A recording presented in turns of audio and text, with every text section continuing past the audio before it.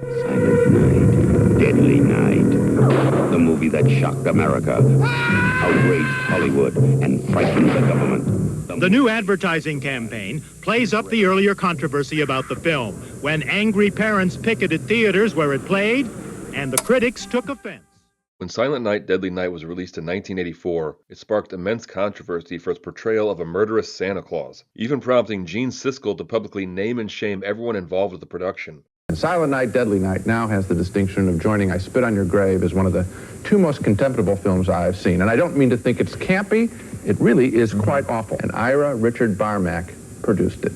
You people have nothing to be proud of, even if you made a few bucks off of all the negative publicity. It's kind of funny to think about because now we just have a bunch of movies with a Santa that's either a killer or a complete asshole. It's gotten to the point where it's weird to just see a normal Santa. And hell, even Mickey Rooney voiced his disgust about the movie. But, like the distracted nerd, Mickey Rooney will violate all of his principles to make a quick buck.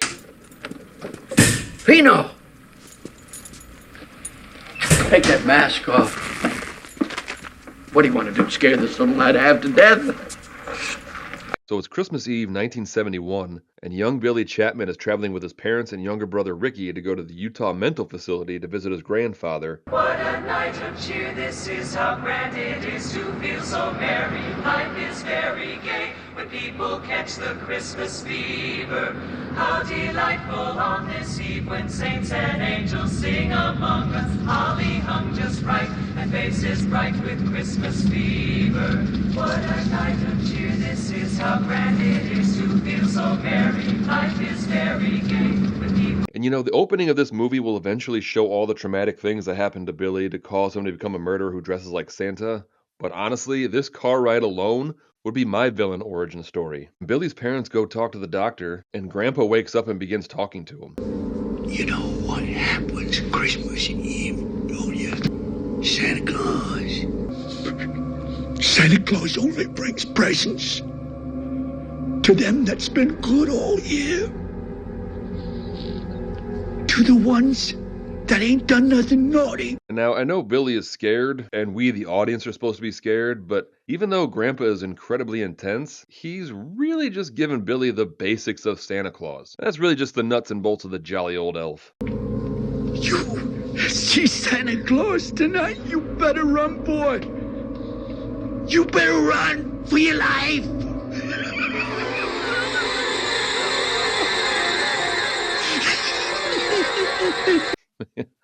Old people humor is just weird. We then witness a man dressed as Santa as he guns down a gas station attendant, and then his car breaks down on the side of the road. The Chapmans pull over to help him, and Santa murders Billy's parents as Billy runs in the woods to hide. We then jump forward 3 years to 1974, where Billy and Ricky live in an orphanage run by an abusive Mother Superior. And Mother Superior and the kindly Sister Margaret discuss how Billy acts out every Christmas because of the trauma that he suffered by watching Santa brutally murder his parents. Like, kind of justified on Billy's part here. And so Mother Superior, in her weird Catholic brain, forces Billy to sit on the lap of the man that he believes is responsible for the death of his parents. Well, hello, children. You will learn Ho, ho, holy hell. This kid is kind of being a little shit. Mrs. Nunn, maybe the boy doesn't have to sit on Santa's lap?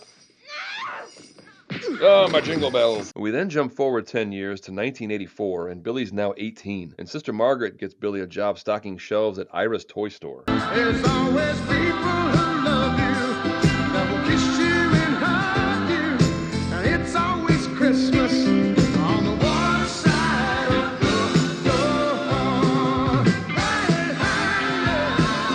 There's always people who love you, they're gonna kiss you and hug you, and it's always Christmas on the one side of the door.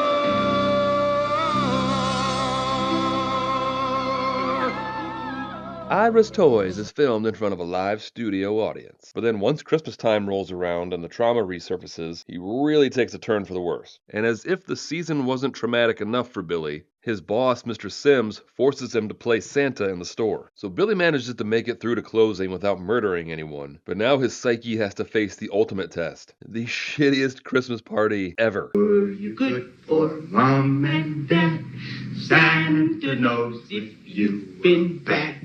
There might be a treat or you. Okay, now murder is always wrong, but I get it. And Billy witnesses his work crush Pamela making out with his dickhead supervisor Andy, played by Joe Pesci's younger brother Mo Pesci. And Pamela goes to the back room with Andy, but then she has second thoughts, and Andy tries to force himself on her. And this triggers flashbacks to Billy's parents' murder, and Billy develops superhuman strength and hangs Andy with Christmas lights with one arm. Like, I know Andy's a little guy, but he's incredibly stocky. Like, I would imagine he's 200 pounds easy. And Pamela's freaked out by what happened, and Billy kills her too. And Billy then stalks Mr. Sims and Mrs. Randall, and now any costume that involves jingle bells is gonna be shit for stealth attacks, but when your targets are pissed drunk, it really doesn't matter.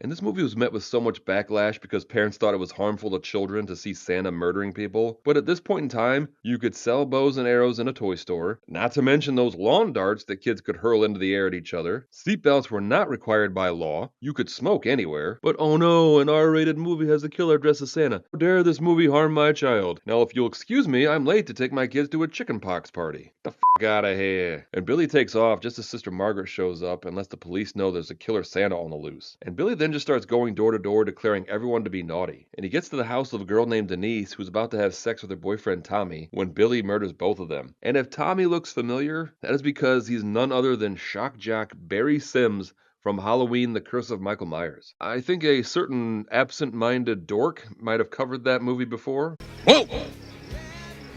Does she get this riled up in the sack, Tim?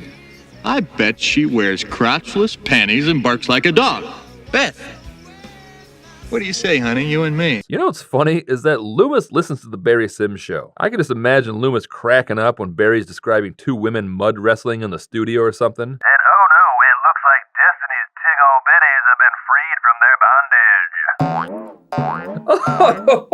Oh, you're the man. Hey Brittany, if there's no spots to sit in the studio, let me make a spot on my face. Oh, Barry, you are terrible. And now Barry Sims is played by actor Leo Geter, which means that Silent Night, Deadly Night marks the second Leo Geter movie I have covered on this channel, and I still have yet to cover a single Nicolas Cage movie. What do you say we cut the chit-chat? A-hole! We now join King of the Mountain, already in progress. Look at this hill. Virgin, man. The only kind you'll ever get. I'm going down first. Be quiet for a minute. I feel like somebody's watching me. Like who? Santa's little elves? Well, maybe it was just my imagination. Yeah, it would be if you had one. Now ride your stupid sled. My sled ain't stupid. I'll show you. Watch.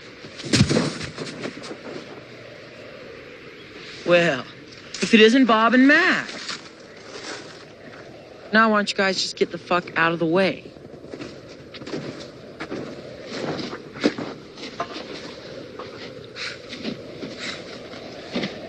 Glad to, little man.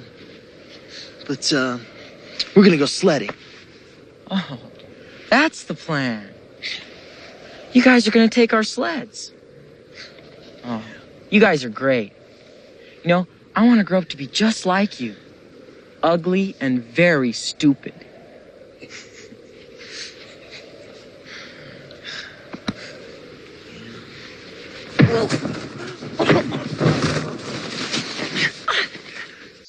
Okay, I was joking, but, is this a different movie that they accidentally spliced into Silent Night, Deadly Night? It seems like something the movie would do. It's now Christmas Day, and with Sister Margaret's help, they decide that Billy's next target is going to be the orphanage. Better say goodbye now. Mother Superior wants us to write a note to Santa Claus. Hello? Pardon? Who? Hello? Hello? Hello? Who? Hello? You only line out there, sister? I'm afraid so. Still busy. I can't imagine who'd be on the phone so long.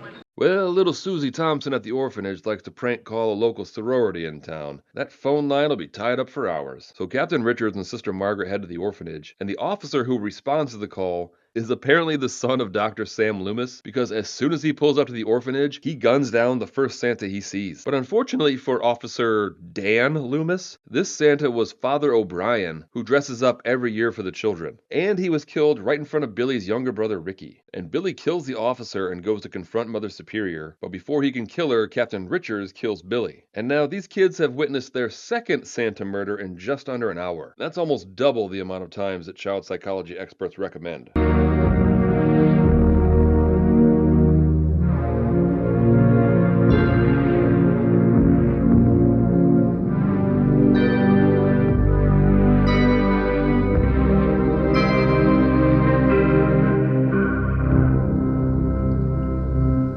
Naughty. And yep, the cycle continues, cause that is little Ricky Chapman. So be sure to check out Silent Night, Deadly Night Part 2, where we will literally do this all over again. Seriously, it's only like a half hour of original footage. Just so delightfully stupid. Like, I need to make a movie. It does not seem hard. Mercy alive, do we look sharp? Have a good time, boys. And don't stay out too late. You know how I worry. Oh my god, Bruce Wayne has the worst life that a millionaire could ever have. Witness Mr. Walter Bedecker, age 44. And now, I hate to keep harping on how old these people look in this show, but what the hell? 44? Why does he look like that? Was it because they had lead and everything? Wow, the rings of Saturn. This is sure some fun, Bruce. Astronomy's more than mere fun, Dick. Reminds us how little we are, really. Why, just look at the size of Uranus, for example. Now, don't be cheeky, old chum. And of course, the old busybody Aunt Harriet comes out on the terrace and sees the bat signal, so Bruce and Dick are forced to look this woman in the eyes and lie about going to a lecture on Latin American affairs. How dare she put them in that position? What an awful woman. Running out on a rib roast for a lecture in politics? Alfred, get ready to catch me. I think I'm going to faint. Why don't you catch yourself, you old bag?